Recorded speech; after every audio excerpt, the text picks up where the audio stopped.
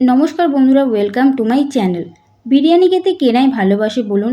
আর বাড়িতে যদি এই রকম ঝরঝরে সুন্দর বিরিয়ানি বানানো যায় তাহলে কেন নয়। আজ আমি আপনাদের মধ্যে আলু বিরিয়ানির রেসিপি নিয়ে চলে এসেছি। এখানে আমি আলু বিরিয়ানি আলুর পিসগুলো একদম দোকানের মতো সাইজ করেছি। এগুলো পারফেক্টলি সেদ্ধও হয়েছে, আর ভাতগুলো তো দেখতেই পাচ্ছেন যেমন ঝরঝরে তেমন সুন্দর। এই রকমভাবে বিরিয়ানি বানাতে গেলে কিন্তু সম্পূর্ণ ভিডিও দেখে নিতে হবে। তাহলে চলুন দেরি না করে শুরু করা যাক। আর যারা এখনও আমার চ্যানেলটি সাবস্ক্রাইব করেনি, অবশ্যই আমার চ্যানেলটি সাবস্ক্রাইব করে পাশে থাকা বেল আইকনটি ক্লিক করে দেবেন। সবার প্রথমে এখানে আমি 600 গ্রামের মতো বাসমতি চাল খুব ভালো করে ধুয়ে নিয়েছি। এবার এটা আধ ঘন্টা ভিজিয়ে রাখবো। তারপর গ্যাসের চুলায় একটা কড়া বসিয়ে এর মধ্যে সাদা তেল গরম করে নিয়েছি, আর গ্যাসের ফ্লেম হাইই আছে। এইবার এর মধ্যে দিচ্ছি পেঁয়াজ কুচি। এখানে একটু বেশি পরিমাণেই পেঁয়াজ কুচির ব্যবহার করতে হবে। গ্যাসের ফ্লেম হাই রেখে পেঁয়াজ ভাজলে পেঁয়াজ খুব তাড়াতাড়ি ভাজা হয়ে যায়। আর মাঝে মাঝে অবশ্যই নেড়েচেড়ে দিতে হবে, নাহলে তলার দিকেরগুলো লাল হয়ে যাবে আর ওপরেরগুলো কাঁচাই রয়ে যাবে। দেখুন আগের থেকে পেঁয়াজটা অনেকটাই ভাজা হয়ে এসেছে। আর এখানে আমার পেঁয়াজগুলো একদম পারফেক্টলি ভাজা হয়ে গেছে। এখানে আমার বেরেস্তা একদম রেডি। এবার এগুলো আমি তেল থেকে তেল ঝরিয়ে তুলে নিচ্ছি। সমস্ত পেঁয়াজগুলো তুলে নেওয়ার পর এগুলো আমি হালকা করে মিলে দেবো। খুব বেশি লাল করবে না, তাহলে পেঁয়াজগুলো তেতো হয়ে যাবে। তারপর একটা জায়গায় আমি আলু কেটে নিয়েছিলাম আগে থেকে, আর এখানে টোটাল আমি 12টা টুকরো করে নিয়েছি। আলুগুলোর সাইজ দেখতেই পাচ্ছেন খুবই বড়। এবার এর মধ্যে আদা রসুন বাটা, জিরে গুঁড়ো হাফ চামচ, ধনে গুঁড়ো হাফ চামচ কাশ্মীর লাল লঙ্কার গুঁড়ো, সামান্য গরম মশলা, 1.5 চামচের মতো বিরিয়ানি মশলা, হাফ চামচ গোলমরিচের গুঁড়ো, স্বাদ মতো লবণ, হাফ চামচ হলুদের গুঁড়ো, হাফ চামচ কি একটু কম লাল লঙ্কার গুঁড়ো ঝালের জন্য, আর দিয়ে দেবো 60 গ্রামের মতো টক দই। টক দইটা আমি আগে থেকে খুব ভালো করে ফেটিয়ে নিয়েছিলাম। এইবার এর মধ্যে দিয়ে দিচ্ছি বেরেস্তা। ঠিক এই জন্যই পেঁয়াজটা আগে ভেজে নিতে হয়। এইবার এই সমস্ত কিছু খুব ভালো করে মিশিয়ে নিতে হবে। অবশ্যই এর মধ্যে বেরেস্তা দেবেন, তাহলে কিন্তু খুব সুন্দর হবে, ম্যারিনেশনটা খুব সুন্দর হবে। এইবার এই সমস্ত কিছু ভালো করে মিশিয়ে নেওয়ার পর 15-20 মিনিটের মতো সাইডে রেখে দেবো। এইবার ভাতটা করে নেবো। তার জন্য গ্যাসের চুলায় একটা হাঁড়ি করে জল গরম বসিয়ে দিয়েছি। জল গরম হয়েই এসেছে। এইবার এর মধ্যে দিচ্ছি লবণ। একটু বেশি পরিমাণেই লবণ দিতে হবে, তবেই কিন্তু চালের মধ্যে লবণটা যাবে, ভাতগুলো খেতে ভালো লাগবে। এইবার এর মধ্যে এলাচ, লবঙ্গ, দারুচিনি আর একটা তেজপাতা দিয়ে খুব ভালো করে মিশিয়ে নিচ্ছি।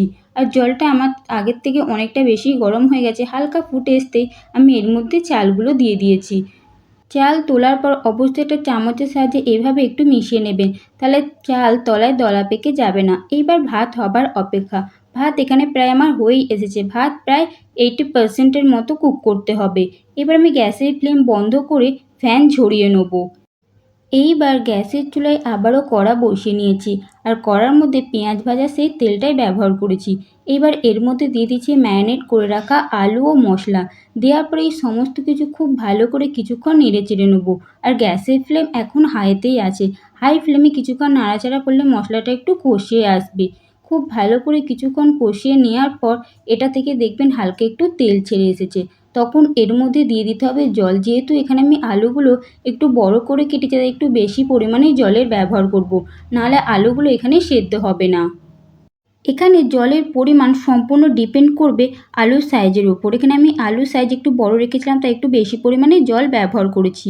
আর গ্যাসের ফ্লেম হাই রেখে খুব ভালো করে ফুটিয়ে নেব, যাতে আলু খুব সুন্দর সেদ্ধ হয়ে যায় আর জলটাও শুকিয়ে আসে। এবার এটা আমি ঢাকনা চাপা দিয়ে খুব ভালো করে সেদ্ধ করে নেব। আর অন্যদিকে ভাতটা ঠিক কতটা সুন্দর হয়েছে আপনাদেরকে দেখিয়ে দিই। দেখুন ভাতটা ঠিক কতটা ঝরঝরে আর কতটা সুন্দর। তাই সবসময় একটু বেশি জল দিয়েই ভাত বানিয়ে নেবেন। এইবার আমি দেখি আলুটা ঠিক কতটা সুন্দর সেদ্ধ হয়েছে। দেখুন গ্রেভিটা একদমই অল্প হয়ে গেছে, জল নেই বললেই চলে। আর আলুটা একটা আলু ভেঙেও গেছে, তার মানে আলুগুলো খুব সুন্দর সেদ্ধ হয়েছে। আমি একটা আলু আপনাদেরকে কেটে দেখিয়ে দিচ্ছি। দেখুন কতটা সুন্দর আলুগুলো সেদ্ধ হয়েছে। এইভাবে আপনারা আলুগুলো সেদ্ধ করে নেবেন, দেখবেন আলুগুলো খুব সুন্দর সেদ্ধ হবে। যে হালকা গ্রেভিটা আছে এটা আমি রাখবো।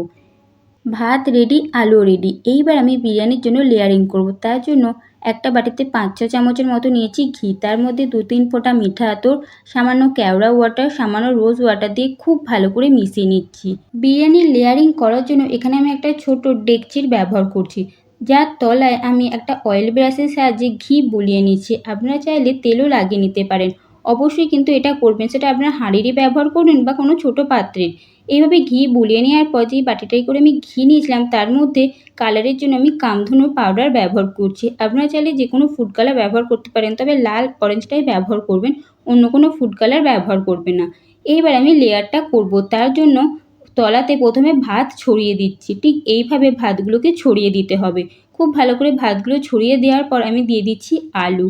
আলুগুলো দেওয়ার পর প্রতিটা আলুর ওপর একটু করে গ্রেভি দিয়ে দিচ্ছি। দেওয়ার পর দেবো ওপর থেকে বেরেস্তা। বেরেস্তা ছড়িয়ে দেওয়ার পর ওপর থেকে দিয়ে দেবো ঘি। 1-2 চামচ ঘি ওপর থেকে দিয়ে দিতে হবে। এবার আপনারা যেমন লেয়ার করবেন, এখানে আমি মোট 2টো লেয়ার করেছি। এর উপর আবারও ভাত আলু দিয়ে ঘি দিয়ে লেয়ার করে ওপরে ভাত দিয়ে আবারও বেরেস্তা দিয়ে বাকি ঘিটা দিয়ে দিচ্ছি। এইবার ঢাকনা চাপা দিয়ে এটা গ্যাসে বসিয়ে দেবো, কিন্তু গ্যাসে সরাসরি বসালে হবে না, একটা তাওয়ার উপর আমি বসিয়ে দিচ্ছি। 5 মিনিট হাই ফ্লেমে আর 5 মিনিট লো ফ্লেমে এটা স্টিম দিয়ে দিতে হবে। এইবার গ্যাসের ফ্লেম বন্ধ করে কিছুক্ষণ রেস্টে রাখার পর ঢাকনা খুলছি। দেখুন এটা একদম পারফেক্টলি রেডি।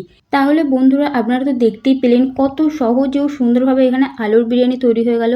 অবশ্যই রেসিপিটা ট্রাই করবেন। কেমন লাগলো কমেন্টে জানাতে ভুলবেন না। ভালো লাগলে একটা লাইক দিয়ে আমার চ্যানেলটি সাবস্ক্রাইব করবেন। ভিডিও শেষ পর্যন্ত থাকার জন্য অসংখ্য ধন্যবাদ। বাই।